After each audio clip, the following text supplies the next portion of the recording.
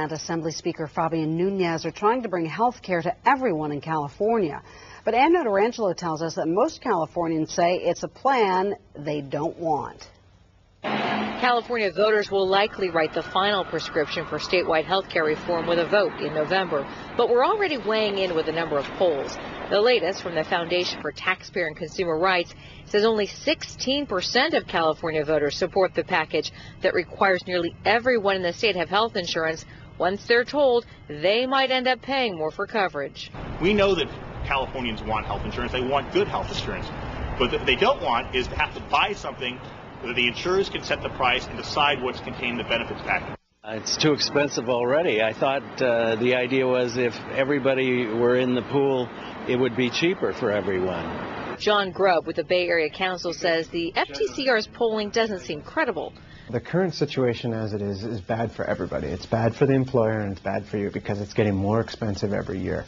While some bemoan this proposal as unfriendly toward business, the FTCR claims the average employer currently spends 13 to 14% of its payroll on health care.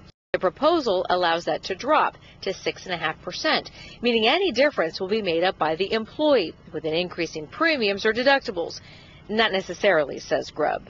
The fact is right now, there's no requirement, and yet your employer is still providing you with insurance. The $14 billion plan requires a minimum level of coverage. It might burden some, and some small businesses could fold.